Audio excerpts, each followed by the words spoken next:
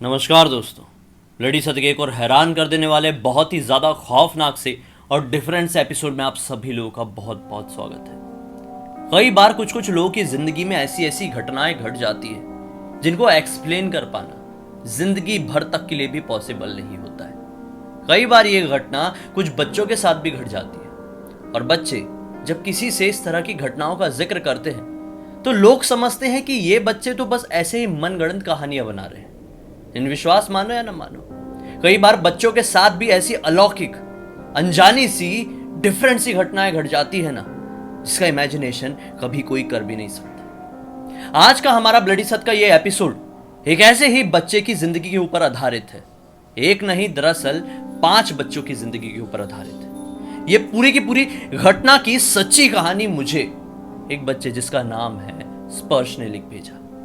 स्पर्श की उम्र केवल 16 वर्ष की है, लेकिन इसने अपनी जिंदगी में कुछ ऐसा अजीबो गरीब एक्सपीरियंस कर लिया जो आप कभी सोच भी नहीं सकते। अगर आप लोग गलती से भी ऐसा कुछ एक्सपीरियंस कर ले तो ऊपर से नीचे तक कांप जाएंगे। तैयार हो जाइए आज के इस वीडियो से भी कांपने के लिए। दरअसल ये वाकया से ठीक 1 साल पहले 5 दोस्तों के साथ बीता। ये 5 दोस्त भगवान विष्णु के बहुत बड़े भक्त, बहुत बड़े बच्चे थे। 15 साल की उम्र, यानी कि यही कोई 9th-10th में रहे होंगे, लेकिन भगवान विष्णु की भक्ति दिल से किया करते थे। इनको इनके परिवार से ऐसी ही सीख मिली थी। बुरी चीजों में नहीं थे, बुरी बातों में नहीं थे, केवल अपनी पढ़ाई और भगवान की भक्ति में लीन थे। ये 5 बच्चे वाराणसी के रहने वाले। जगह भी ऐसी जहां पे हर कोई इंसान भगवान की भक्ति में लीन रहता है। खैर, ये बच्चे एक बार प्लानिंग करते हैं। ठंड के मौसम की बात रही होगी, पिछले साल की ही बात है। एक दिन प्लानिंग करते हैं कि हम लोग सब लोग मिलके ना अपने एक दोस्त जिसका नाम है कार्तिक, उसे घर में नाइट स्टे करेंगे, पढ़ाई करेंगे। इन बच्चों के जो हाफ ईयरली वाले एग्ज़ाम होते हैं ना, वो आने वाले थे। तो ठंड में ही आते, दिसंबर नवंबर के टाइम में आते। तो ये बच्चों ने प्लानिंग की है कि कार्तिक के घर में बढ़िया रात भर रुकेंगे, वहीं पे खाना खाएंगे, वहीं पे पढ़ाई करेंगे, मज़ा आएगा। अब ये लोग टाइम पे 8 बजे के आसपास कार्तिक के घर पे पहुंच जाते हैं, है ना। खाना वाना बढ़िया होता है टाइम पे। अब प्लानिंग करते हैं कि पढ़ाई करेंगे। पढ़ाई कर रहे थे। 5 दोस्त के नाम तो बता दूं। एक का नाम था स्पर्श, जिसने ये कहानी भेजा। कार्तिक, जिसके घर पे ये लोग गए हुए थे। एक का नाम था ओम, एक का नाम था आयुष और एक का नाम था उत्कर्ष।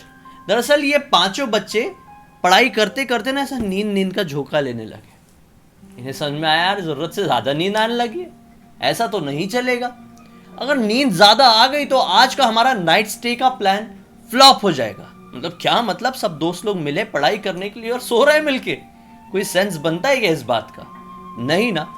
अचानक से रात के 12:30 बजे के आसपास ओम क्या कहता है, भाइयों तुमको पता है क्या, ये जो घर है ना कार्तिक का घर, यहां से ठीक 2 किलोमीटर की दूरी में एक ऐसा बंगलो है जो कि भुताहा है। लोग कहते हैं कि वहां पर लिटरली लोगों को कई सारी आत्माएं दिखाई देती है। 1-2 नहीं, कई सारी। हमारी नींद भगाने का एक बहुत बढ़िया तरीका है, हम 5 वहां पर चलते हैं, मजा आएगा, नींद भी भाग जाएगी और जिंदगी में कुछ अलग भी एक्सपीरियंस कर लेंगे। यार जब 11th-12th में चले जाएंगे तो फिर ये सब चीजें थोड़ी कर पाएंगे, फिर तो पढ़ाई ही करना है ना। अभी चलता है, चलो ना, मजा आएगा। तो 1-2 दोस्तों ने इसके खिलाफ आवाज उठाई, बोले नहीं भाई ऐसे नहीं जाना चाहिए। अब लोग बोलते हैं भूत आए तो गड़बड़ हो गई तो मतलब क्या होगा हमारा, हम तो छोटे छोटे बच्चे हैं। लेकिन उस समय बच्चे सब अपने आप को बच्चे नहीं मानते। अचानक से फिर से ओम कहता है कि नहीं हमें चलना चाहिए, बहुत मजा आएगा, लाइफ में एक डिफरेंट एक्सपीरियंस मिलेगा। अपनी बातों से बहला फुसला के सारे बच्चों को मना लेता है, सारे दोस्तों को मना लेता है। रात के तकरीबन 12:30 बजे के आसपास कार्तिक नोटिस करता है कि मेरे मम्मी पापा तो अपने अपने रूम में सो चुके हैं, लेकिन इनके रूम से क्रॉस करके मम्मी पापा का रूम आता, फिर बाहर निकलने का दरवाजा आता। तो इन लोग क्या प्लानिंग करते हैं कि हम लोग किचन के रास्ते बाहर निकलेंगे। किचन में एक विंडो थी, विंडो की खिड़की कूद कर ये 5 बच्चे बाहर निकलते हैं। इस वक्त रात के तकरीबन 12:45 बज रहे थे। ये बच्चे एक एक करके बाहर निकले और यहां से लेकर जो 2 किलोमीटर तक का सफर था, उस भूताहा बंगले तक का सफर पूरी तरह से नॉर्मल कटा। अब भूताहा बंगला इन्हें दिखने लगा था। ठंड का मौसम था तो एक अलग तरह का फॉग था, हल्की फुल्की स्ट्रीट लाइट्स भी दिख रही थी। ये बड़ी ही डरावनी फील दे रहा था। इस बंगले के आसपास थोड़ी ठंड भी बढ़ गई थी और जब ये बंगला लगभग 500 मीटर तो ज्यादा बोल रहा हूँ यार, 200 मीटर की दूरी पर रहा होगा ना, इन्हें ऐसा फील हुआ कि हम पांचों जो एक साथ चल रहे हैं, हमारे पीछे कोई और भी चल रहा है। किसी और की मौजूदगी का एहसास इन्हें अपने पीछे हुआ। ये लोग पलट के देखे तो पीछे कोई भी नहीं था। फिर ये लोग आगे बढ़ते चले गए, लेकिन इस वक्त इन्हें मन में निगेटिविटी नहीं आई थी। इन्हें ऐसा लग रहा था कि हमारे साथ कोई है जो कि अच्छा है, होना चाहिए भाई अच्छा। अचानक से जब ये लोग घर के बहुत पास पहुंचने ही वाले थे, इनको पीछे से आवाज आती है, मत जाओ, रुक जाओ, वहां जाना सही नहीं है। ये आवाज काफी ज्यादा भारी थी और काफी ज्यादा डिफरेंट, बहुत ही मधुर आवाज थी। पीछे पलट के घबरा कर देखे बच्चों ने, बोले कौन आ गया यार? तो पीछे कोई नहीं, बाजू कोई नहीं, आजू कोई नहीं, दाएं कोई नहीं, बाएं कोई नहीं, कोई भी नहीं। ये लोग घबरा गए, ये आवाज थी तो थी किसकी? बच्चों ने एक साथ सोचे शायद वहम हो सकता है। मन में एक घबराहट लगी हुई है तो किसी ने मस्ती भी कर दिया होगा, या फिर ऐसा समझ में तो नहीं आ रहा है कि कुछ था हमारे पीछे।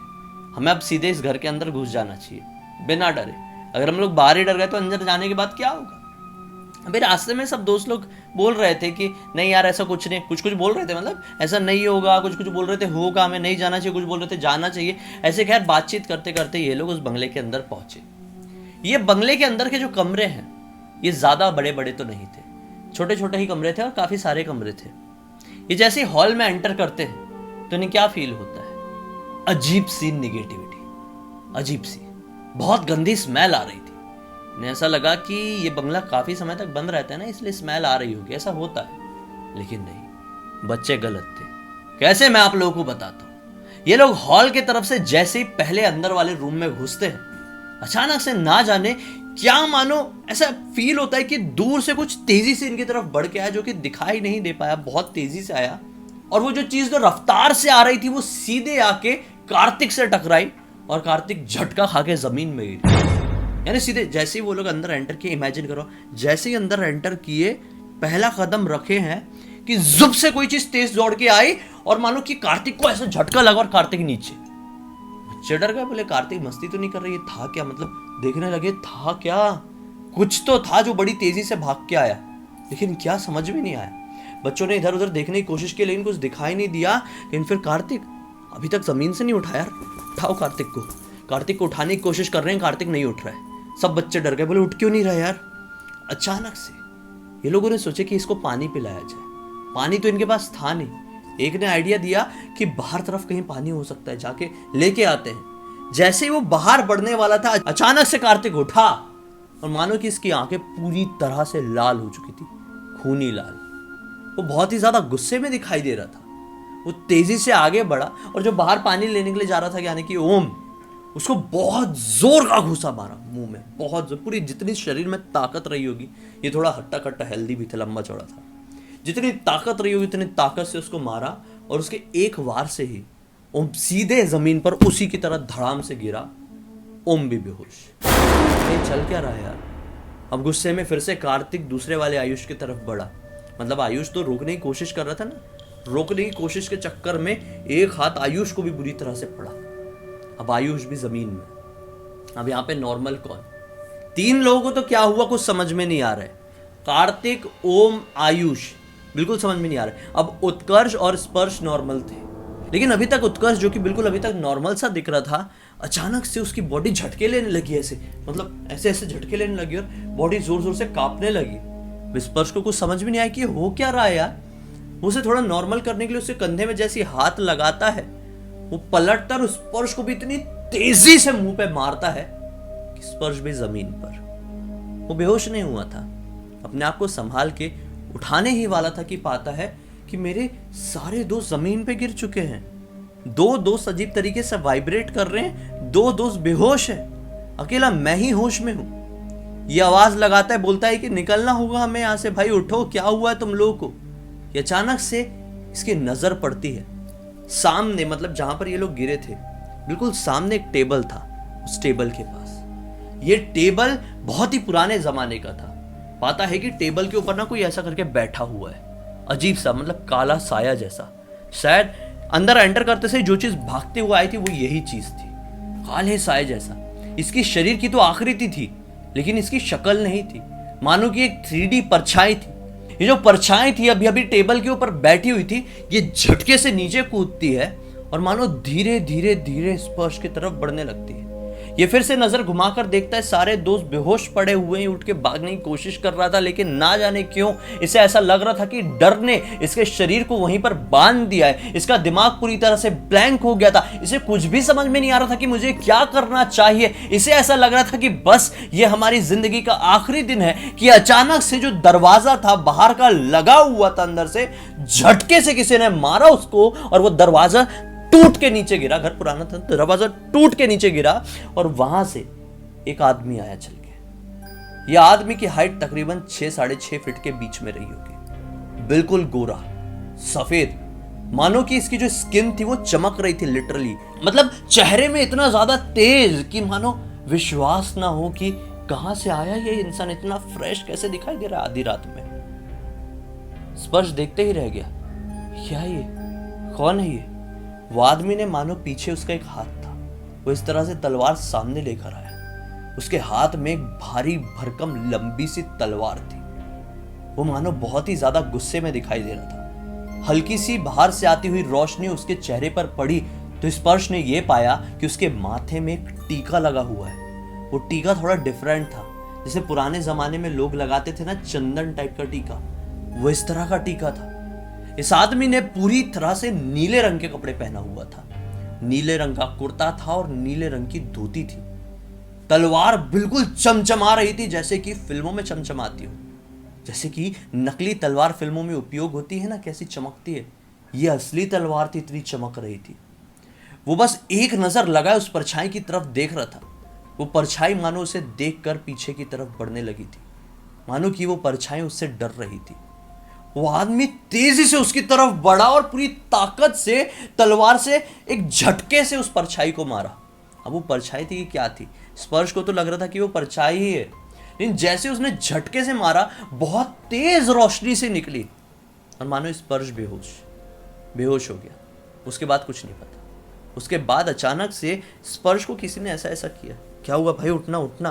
स्पर्श ने आंखें खोला तो ये पाया उत्कर्ष, जो कि अचानक से बीच में झटका खाया था ना, आखिरी में झटका के गिरा था। उत्कर्ष उठा रहा है कि उठ जा भाई, क्या हो गया हम लोगों को, जल्दी जल्दी सबको उठाते हैं, निकलते हैं यहाँ से। सभी लोग को उठाए, सभी लोग किस्मत से उठ भी गए। उसी वक्त कार्तिक को फोन आया उसके घर वालों का, कहाँ पे हो तुम लोग, इतनी रात गए, कहीं दिखाई क्यों नहीं दे रहे हो। कार्तिक ने अपने घर वालों को घबराए में सारी चीज बता दिया। उसे फोन में डांट भी पड़ी और ये सही सलामत घर भी पहुंच गए। इन्होंने ये बात अपने पेरेंट्स को नहीं बताया, किसी को भी नहीं बताया। कुछ दोस्तों को जरूर बताया, कुछ मतलब बड़े भाई कजिन्स ऐसे होते ना, उन लोगों को जरूर बताया, लेकिन इनकी बातों के ऊपर किसी ने विश्वास नहीं किया। बोले कि ये सपना है। कुछ लोगों ने बोले कि जो स्पर्श ने उस समय महसूस किया, जो कुछ भी देखा, वो एक बेहोशी के नशे में देखा था, मानो कि शायद वो एक सपना था। कुछ लोगों ने बोले शायद वो एक अलौकिक शक्ति थी जो तुम्हारी जान बचाने आई।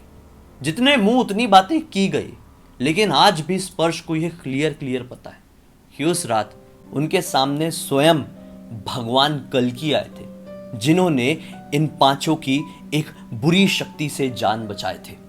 आप लोगों को क्या लगता है दोस्तों, क्या सचमुच में भगवान कल्कि ही की जान बचाने के लिए आए थे, या फिर जैसे दूसरे लोगों ने बोला, ऐसी फीलिंग स्पर्श को उसकी बेहोशी के नशे की वजह से हुई, यानी कि एक तरीके से सपने की वजह से स्पर्श ने ऐसा कुछ महसूस किया। पहले मुद्दे पर जाएं तो कभी कभी ये लगता है कि भगवान कल्कि का तो अभी जन्म नहीं हुआ है, वो कैसे आ सकते हैं। और कभी कभी ऐसा लगता है कि स्वयं शायद भगवान विष्णु ने अपने किसी अंश को इनके पास भेजा था। अपनी राय जरूर बताइए दोस्तों, मुझे आपका इंतजार रहेगा। अब तक इस वीडियो को देखे हैं तो लाइक जरूर कर देना, चैनल को सब्सक्राइब करके बेल आइकन दबा के ऑल के ऑप्शन में क्लिक करना, क्योंकि इसी तरह के हैरान कर देने वाले खौफनाक वीडियोस डेली आप लोगों के सामने लेके आते रहता हूं। इनका लिंक इस वीडियो के डिस्क्रिप्शन बॉक्स में क्लिक करके डायरेक्टली वहां पर पहुंच जाना। और इसी तरह की कोई भी कहानी, टॉपिक या कुछ भी है आप लोगों के पास जिसे आपको लगता है मेरे वीडियो के जरिए पूरी दुनिया के सामने आना चाहिए, तो लिख भेजिए। हो सकता है मेरा अगला वीडियो आप लोगों की सुझाव के साथ ही बन रहा हो। चलिए कल फिर से मिलते हैं, तब तक के लिए बहुत बहुत धन्यवाद। आप लोगों का दिन शुभ हो।